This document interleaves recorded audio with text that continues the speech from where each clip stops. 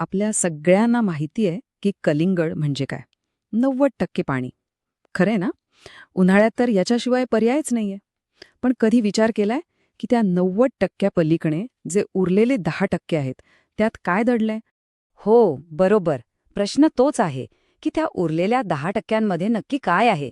आणि ऐकून आश्चर्य वाटेल, पण कलिंगडची खरी जादू, त्याची खरी ताकद, ती ह्याच 10% लपलेली आहे. म्हणूनच आज आपण कलिंगडच्या याच लपलेल्या शक्तीचा शोध घेणार आहोत. कारण विश्वास ठेवा, हे फक्त एक साधं, गोड, रसाळ फळ नाहीये. याच्यात त्यापेक्षा खूप खूप जास्त काहीतरी आहे. आज आपण काय काय पाहणार आहोत त्याची ही एक छोटीशी झलक. आधी बघूया, कलिंगड म्हणजे फक्त पाणी का नाही. मग त्यातले जे दोन मुख्य हिरो आहेत, लायकोपीन आणि सिट्रुलिन, त्यांच्याबद्दल जाणून घेऊया. त्यानंतर त्याचे एकापाठोपाठ एक आरोग्यदायी फायदे बघूया. आणि हो, सगळ्यात महत्त्वाचं, ते खाण्याची योग्य पद्धत कोणती आणि काय काळजी घ्यायला हवी. आणि शेवटी एक छोटासा सारांश. चला तर मग सुरू करूया. तर मग पहिला मुद्दा, कलिंगड फक्त पाणी नाही. आता यातलं पाणी आपल्यासाठी किती महत्वाचं आहे हे तर आपल्याला माहितीच आहे, पण त्या पलीकडे जाऊन त्याचे जे मूलभूत फायदे आहेत ते आधी समजून घेऊया.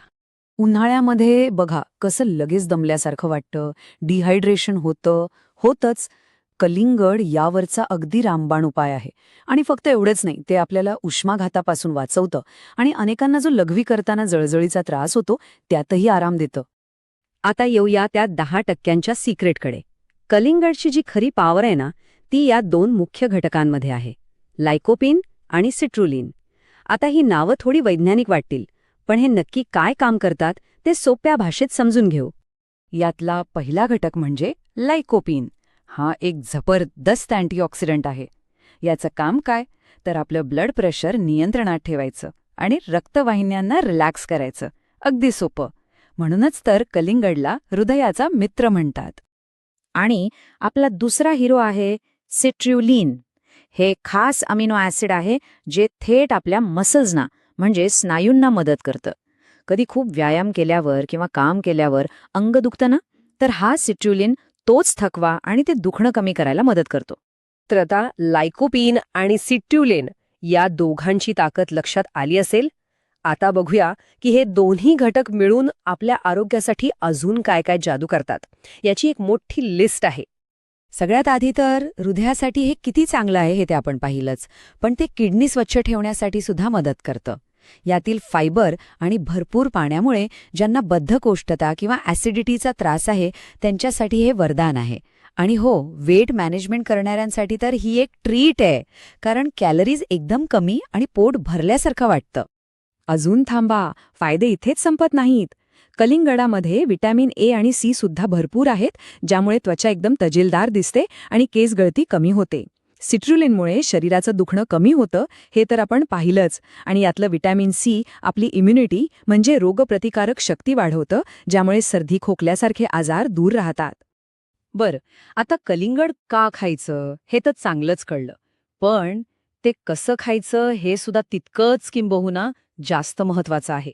कारण ऐकून आश्चर्य वाटेल, पण चुकीच्या वेळी किंवा चुकीच्या पद्धतीने खाल्लं तर फायद्याऐवजी नुकसानही होऊ शकतं.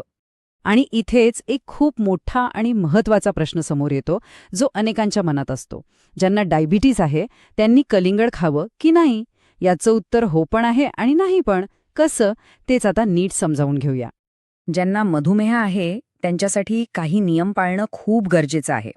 बघा, कलिंगड शरीराला हायड्रेट करतं आणि गोड खाण्याची इच्छा कमी करतं, हे त्याचे फायदे आहेत. पण ते खाताना प्रमाण खूप महत्वाचं आहे. एका वेळी 1 किंवा फार तर 2 कपांपेक्षा जास्त कलिंगड खाऊ नये आणि खूप जास्त प्रमाणात रिकाम्या पोटी तर अजिबात नको. मग प्रश्न येतो की कलिंगड खायची बेस्ट वेळ कोणती? तर लक्षात ठेवा, सगळ्यात उत्तम वेळ आहे सकाळी किंवा दुपारी. पण रात्रीच्या वेळी किंवा जेवण झाल्या लगेचच खाणं टाळलेलंच बरं, कारण त्यामुळे पचनसंस्थेवर विनाकारण भार येऊ शकतो. तर पुन्हा एकदा हे लक्षात ठेवणं महत्त्वाचं आहे की मधुमेहाच्या रुग्णांनी प्रमाणावर काटेकोरपणे लक्ष ठेवायला हवं. आणि ज्यांना किडनी फेलियरसारखा गंभीर आजार आहे त्यांनी तर डॉक्टरांना विचारल्याशिवाय कलिंगडाला हातही लावू नये.